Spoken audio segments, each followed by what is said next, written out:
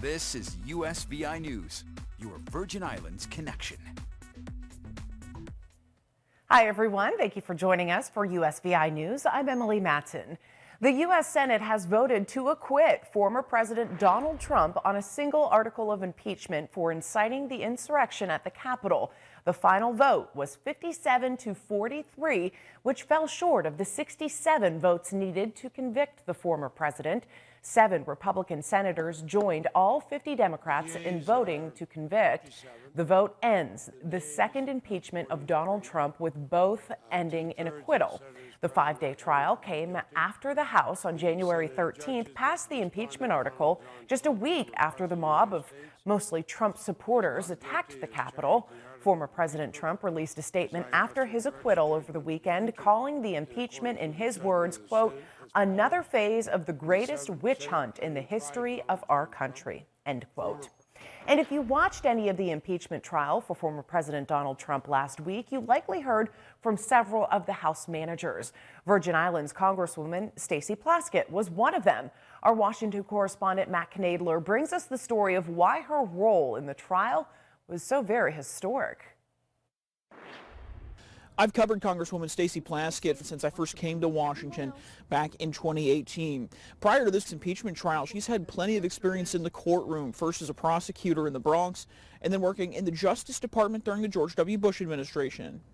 For many Americans, Plaskett splashed onto the national scene this week for the first time. He praised and encouraged the violence so that it would continue, illustrating with chilling video just how close rioters came to lawmakers during the Capitol riots on January 6th. He fanned the flame of violence, and it worked. Plaskett's role as an impeachment manager is historic and notable. She's the first member of Congress from a U.S. territory to serve as a manager. In fact, as a delegate from a territory, she could not even vote when the U.S. House impeached former President Donald Trump last month.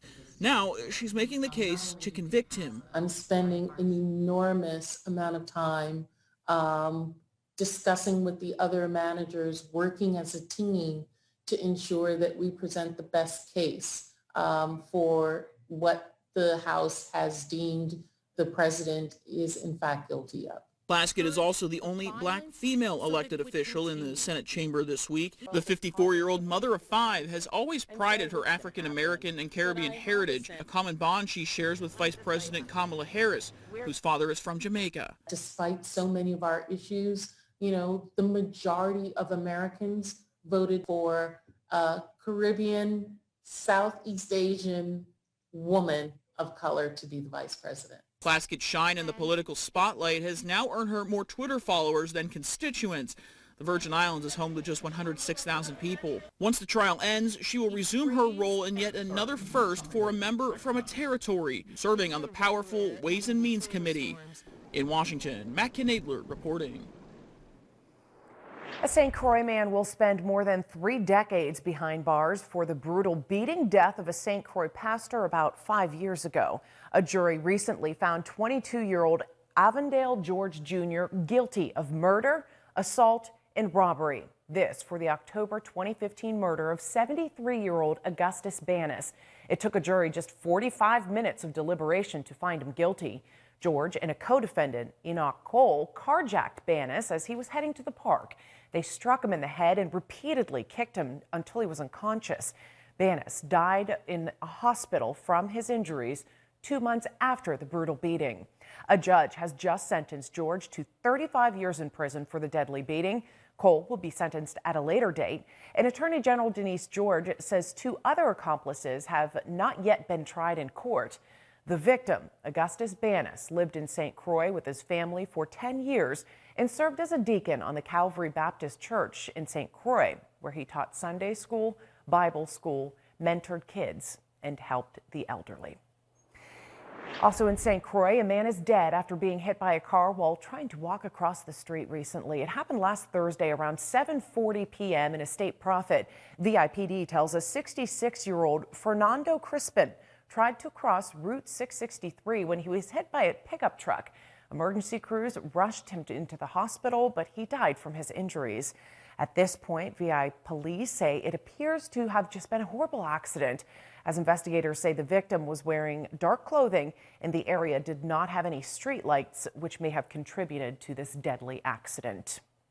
And we want to get you the latest now on the positive case numbers of COVID-19 in the territory. There are currently 105 active cases of coronavirus. St. Thomas is seeing the most, with 75 people currently testing positive, 25 in St. Croix and 5 in St. John. And on Tuesday, the Department of Health is providing free COVID-19 testing in St. Croix. It starts at 10 o'clock in the morning, and they will provide the testing until 1 o'clock in the afternoon.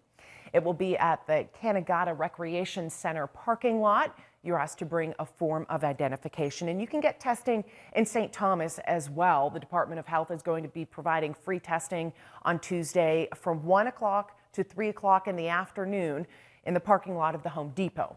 Again, you're also asked to bring some form of ID to receive a free COVID-19 test.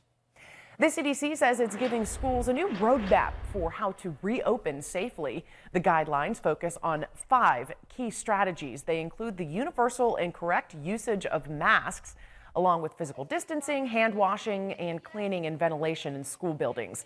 Now, the guidelines also include contact tracing, isolation, and quarantining, much of which many schools across the nation and in the territory are already doing. Now, vaccinations and testing are only described as additional layers of COVID prevention in schools. The CDC says despite the guidelines, schools are not required to reopen at this point. The United States and Britain are calling on China to be more transparent about the origins of the coronavirus pandemic. A World Health Organization team that visited Wuhan to investigate is due to report this week. And one of the investigators says China failed to hand over key data. Here's the latest now from Beijing.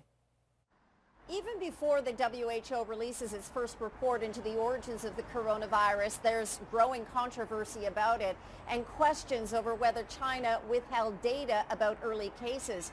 There are even allegations of shouting matches with Chinese scientists. There were differences of opinion about the significance of data and so on, and that's natural. Team members I've spoken to say they're disappointed that comments are being taken out of context and that their fieldwork in Wuhan actually yielded good results. We have a much better understanding of what happened in December 2019. But the Biden administration remains skeptical.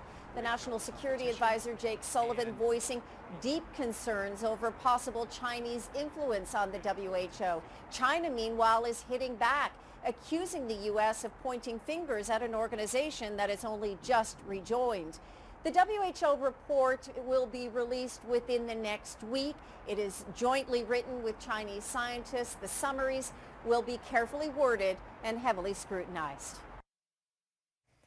Now, some progress is being made with the vaccination process across the U.S. As of Saturday, the Centers for Disease Control and Prevention reports more than 50 million doses of the COVID-19 vaccine have been administered in the U.S. That's roughly 72% of the doses that have been delivered, and more than 2 million more than Friday's total. According to the CDC, more than 37 million people have received at least a single dose of the vaccine. Roughly 13 million have had both shots.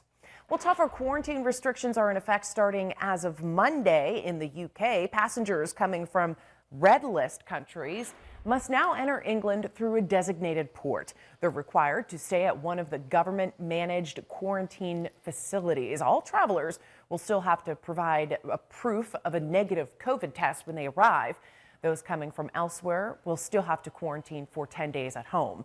Now, the measure aims to prevent the spread of new variants from abroad. Anyone who violates them could face heavy fines and potential prison time.